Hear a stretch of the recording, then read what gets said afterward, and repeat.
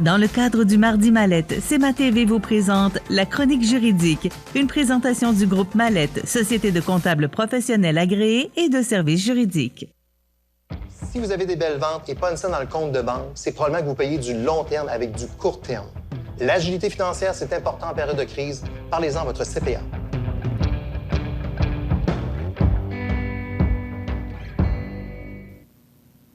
Dans le cadre du Mardi Mallette, je vous souhaite la bienvenue à cette chronique juridique en compagnie de Maître Gabriel Sanson. Bonjour. Bonjour.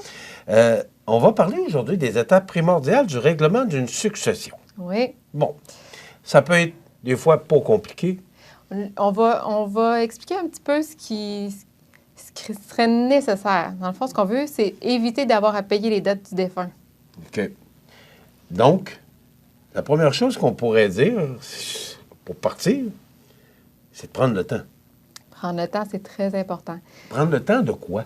C'est quoi la première... Le pourquoi de prendre le temps? Oui, qu'on mettrait en gros titre, là. Si on peut dire, c'est vraiment à dire le mot d'ordre, il ne faut pas aller trop vite. Ça se comprend, les gens, avec les émotions, avec le stress que ça implique d'avoir à régler une succession, quand il y a quelqu'un qui décède, on veut vraiment... Souvent, le réflexe, c'est de payer les dettes rapidement. Puis les gens, souvent, ce qu'ils nous disent, c'est, bien là, j'avais pas le compte de succession pour la succession, c'était gelé, j'avais pas accès à son argent et tout ça, donc j'ai payé personnellement les factures qui rentraient parce qu'il y avait trop de factures qui rentraient, puis je me ferai rembourser plus tard. Ça, c'est ce qu'il faut pas faire. S'il y a une règle à ne pas faire, c'est ça. OK. Donc, c'est pour ramener ça un petit peu que je voulais qu'on en reparle aujourd'hui pour vraiment le principe de base du début du règlement de la succession, quoi faire, et un petit piège aussi à éviter que je vais vous mentionner un petit peu plus tard. OK. Donc, la première chose qui est importante de faire, c'est savoir qu'est-ce qu'il y a dans la succession. Dans le fond, effectivement. C'est la première chose, parce que si on ne veut pas ramasser les dettes du défunt, mais d'abord, quand on est invité à aller chez le notaire, normalement, on s'attend à des bonnes nouvelles. On veut des bonnes nouvelles, c'est sûr. Quand on se trouve à avoir quelqu'un qui décède, qu'on sait qu'on est héritier, c'est sûr que dans un premier temps, on va venir confirmer avec la recherche testamentaire que la personne a fait ou non un testament. Si on a un testament avec nous, est-ce que c'est bien le dernier testament? On doit s'assurer qu'on a les bons héritiers qui sont nommés avec nous pour pouvoir régler la succession. Mais par la suite, c'est certain que si on se retrouve à être nommé comme liquidateur, on se retrouve héritier, on espère avoir une succession qui est solvable, donc qui a plus d'actifs que de dettes. Malheureusement, il y a quand même certains cas où est-ce qu'on a plus de dettes que d'actifs. Et c'est là qu'il faut faire très attention. C'est que si on va trop vite, si moi, j'ai été nommée dans le testament de quelqu'un, puis que en attendant d'avoir les recherches testamentaires, en attendant de pouvoir faire le compte de succession, j'ai eu toutes sortes de factures qui sont rentrées, puis que je les ai payées moi-même en me disant « je vais me faire rembourser », ça fait que j'accepte automatiquement la succession. Donc, si je ne prends pas le temps de m'informer, de savoir qu'est-ce qu'il y a dans la succession, peut-être que je suis déjà au courant puis que je sais que j'ai pas de risque, mais il y a des chances aussi que je me permette pas d'avoir certaines protections que la loi permet. Et si je suis allée trop vite comme ça, puis que je me rends compte que finalement, il y avait presque juste des dettes ou que les actifs qu'il y a dans la succession ne permettent pas de payer toutes les dettes, bien là, j'ai payé des factures du défunt, j'ai accepté la succession, ce qui fait que je vais être obligée personnellement d'assumer les différentes dettes que la personne a laissées. Mais on fait quoi avec ces factures-là? On attend. Je sais que c'est pas nécessairement dans les habitudes des gens, qu'on veut pas avoir de dettes, qu'on veut pas avoir des factures ou des rappels. On veut pas avoir de téléphone non plus. Ce qu'on dit aux gens souvent, c'est que les différents fournisseurs, les différents organismes sont habitués que dans les débuts de règlement de succession, il y a des délais. Il y a quelques semaines, le temps d'avoir les certificats de recherche testamentaire, le temps d'avoir l'acte de décès du directeur de l'État civil. Il y a quelques semaines avant qu'on puisse faire un compte de succession, d'avoir accès aux informations. Mais les fournisseurs, les organismes, pendant cette période-là, on peut les aviser, de leur dire, bien, la personne, elle est décédée, c'est normal que là, vous n'aurez pas le paiement tout de suite. Si c'est possible de mettre une note au dossier, de garder l'information comme quoi il y a un processus qui va se faire, mais qu'actuellement, c'est normal. Donc, par exemple, avec Hydro-Québec, on peut éviter d'avoir trop de rappels de non-paiement pendant cette période-là, mais ça va permettre de protéger les héritiers. Et là, vous avez parlé encore d'un testament. Mm-hmm. Il n'y a pas de testament. Oui. Est-ce que c'est la même chose?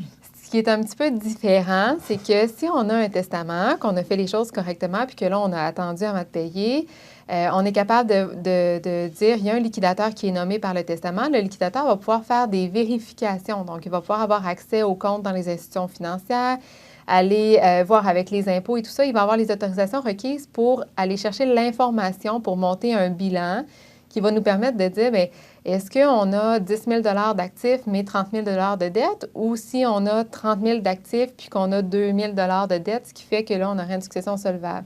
Avec le bilan, on va être capable de le savoir. Quand on n'a pas de testament, on n'a nécessairement pas de liquidateur qui est nommé. Si les gens qui sont nommés par le Code civil pour être appelés à hériter à ce moment-là, s'ils nomment un liquidateur, ils se trouvent à venir faire un geste dans la succession. Les gens ne peuvent pas nommer de liquidateur tant qu'ils ne savent pas qui accepte la succession. C'est là que nous, on peut rentrer dans notre rôle de notaire puis venir aider les gens. Les gens peuvent nous signer un contrat de service, nous mandater à faire les vérifications pour eux. Donc, vous devenez le liquidateur? On ne devient pas liquidateur, on devient vraiment le représentant légal, le mandataire des héritiers potentiels, qu'eux viennent dire, selon la loi, on serait appelé à hériter de la succession, mais avant d'accepter et de nommer un liquidateur, on veut avoir un bilan, savoir un petit peu à quoi s'attendre. Et nous, comme notaire, à ce moment-là, on est mandaté et on peut communiquer avec la Caisse des Jardins, avec la Banque nationale, avec la Banque royale, le gouvernement. On peut faire quand même certaines vérifications pour qu'on puisse avoir une idée, qu'on puisse monter un bilan pour que les héritiers prennent leurs décisions. Les héritiers, à partir du décès de la personne, ils ont quand même 6 mois pour décider s'ils acceptent ou s'ils refusent la succession. OK, 6 mois. C'est 6 mois. Donc, ce délai-là, c'est certain qu'un 6 mois, ça passe rapidement. Mais si les choses sont prises à temps, que les gens font les choses dans le bon ordre, ça nous permet quand même d'avoir le temps de faire des vérifications puis de savoir à quoi s'attendre. Bon, là, cette personne-là est décédée. On ne sait pas trop où on s'en va. Est-ce qu'on va prendre les actifs, qu'on ne les prendra pas? Est-ce qu'il y a plus d'argent ou plus de dettes? On ne le sait pas. Mais cette personne-là, il faut l'inhumer. Oui. Qu'il y ait les funérailles. Oui. On fait quoi? Qui paie quoi? Si là, j'accepte les funérailles puis que je vais au salon funéraire, ça veut dire que j'accepte la succession? Ce qui est souvent l'inquiétude des gens, mais c'est vraiment deux choses différentes. Donc, on peut refuser la succession d'une personne. Il faut vraiment le voir dans les actifs, les biens meubles, les biens immeubles, les biens monétaires de la personne.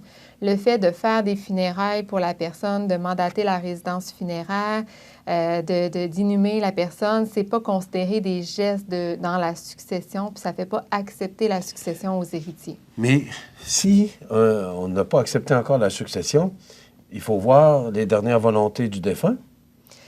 Alors, et là, bon, on sait que les frais funéraires, ça peut coûter ça, mais ça peut coûter ça oui. aussi. Et qui a autorité C'est sûr que pour décider ça? Nécessairement, ça se peut qu'on ne soit pas en mesure de réaliser toutes les demandes que la personne elle avait par rapport aux funérailles, aux services et tout ça. Mais on ne respecte pas les dernières volontés. Donc, dans le cas de funérailles, c'est sûr que quand c'est écrit, la loi ne vient pas dire que c'est obligé d'être respecté. Malheureusement, ça devient une obligation morale pour les proches, mais c'est certain que pour des considérations monétaires, ça se peut que certains cas, on ne puisse pas tout faire ce qui a été demandé. On va essayer d'en faire le plus possible pour cette personne-là. Et avec la résidence funéraire, dans le fond, on va pouvoir venir voir qu'est-ce qui est possible de faire avec les actifs qu'on a. Soit la famille va prendre en charge de payer la différence personnellement. Comme je vous dis, c'est qu'avec la résidence funéraire, ça va être vraiment les gens personnellement, ça leur fera pas accepter la succession. Et il y a quand le défunt a travaillé, il y a un retour aussi de la régie des rentes, une prestation de décès qui peut aller jusqu'à 2 500 $, que ça, c'est un montant qui peut aider les gens à payer les frais funéraires et que les gens la personne qui paie personnellement les frais funéraires peut utiliser ce montant-là sans qu'elle accepte la succession en même temps. Dans le cas d'un testament, c'est le liquidateur qui prend la décision, même s'il n'a pas accepté la succession? Le liquidateur, lui, ce ne sera jamais dangereux qu'il fasse des vérifications parce que le liquidateur, il a son chapeau de gestionnaire de la succession. Il n'a pas le chapeau d'héritier à ce moment-là. Donc, OK. Le fait qu'il fasse des gestes, ça ne le fait pas accepter la succession. Il n'y a pas de testament. Qui prend la décision? C'est vraiment les proches. Parce que le testament nous permet quand la personne n'a pas fait de préarrangement funéraire, on peut laisser certaines volontés pour les funérailles dans le testament. Mais si ce n'est pas fait, si la personne n'en a pas parlé, si elle n'a pas dit verbalement ce qu'elle voudrait et tout ça, bien là, c'est sûr que c'est des décisions qui sont difficiles souvent à prendre pour les proches quand on ne sait pas ce que la personne voudrait vraiment. Mais c'est les proches qui vont devoir prendre les décisions, à savoir si la personne va être incinérée, si ça va être avec un cercueil, s'il va y avoir un service religieux ou non. C'est vraiment les proches qui vont décider. Donc, on se répète, mais c'est tellement plus simple avec un testament, malgré que vous le dites, là, que par rapport aux actifs, on a une décision à prendre. Et là, il y a un délai. Il y a des délais. Là, qu'est-ce qui arrive après le délai? Là, la personne, les funérailles ont eu lieu, tout est réglé. Oui. Il reste 5 mois et 29 jours. Il se passe quoi, là, si on refuse? Si on refuse, dans le fond, le refus de la succession doit être signé par acte notarié. Vraiment, la loi le prévoit, il faut que ce soit un acte notarié. Si nous, on se dit seulement, je ne ferai rien, je ne paierai pas de facture, donc je ne deviens pas héritier, malheureusement, la loi, ce qu'elle dit, c'est que si on n'a pas renoncé par acte notarié, on est réputé avoir accepté la succession. Donc, il faut... Dans un délai de 6 mois. Il faut vraiment... Même si je ne vous donne pas de nouvelles, ça veut dire que le 6 mois est expiré. Si on est à 6 mois et 1 jour, vous êtes réputé devenir héritier parce que vous n'avez pas renoncé. Donc, il faut absolument que ça passe par vous avant le délai de 6 mois. Ce qui est très important. Puis, une chose que j'aimerais apporter qui est à faire attention, souvent quand on a un testament puis que la personne qui hérite, c'est le conjoint. Dans certaines institutions financières, selon les actifs qu'il y a dans le compte du défunt, il y a une pratique que même si on n'a pas encore les recherches testamentaires, dès qu'on a une copie de testament, on va suggérer au conjoint de lui rouler tout de suite le compte du défunt dans son compte à lui pour ne pas avoir à faire de compte de succession. Ça, ce qui est dangereux pour le conjoint à ce moment-là, c'est qu'on vient lui faire perdre la faculté, dans un premier temps, de renoncer, de prendre le temps de faire les vérifications. Et si on a assez d'actifs, mais qu'il y a quand même beaucoup de dettes également, qu'on veut se protéger comme héritier, on peut faire un inventaire officiel avec une publication comme quoi on a fait l'inventaire. Ça, la loi vient dire que comme héritier, on va être protégé s'il y a des créanciers qui ressortent plus tard puis qu'on ne connaît pas au moment du règlement de la succession. On pourra en parler dans une autre chronique parce qu'il y a beaucoup de détails techniques. Mais il ne faut pas avoir pris les biens du défunt dans nos actifs à nous pour pouvoir se protéger avec l'inventaire.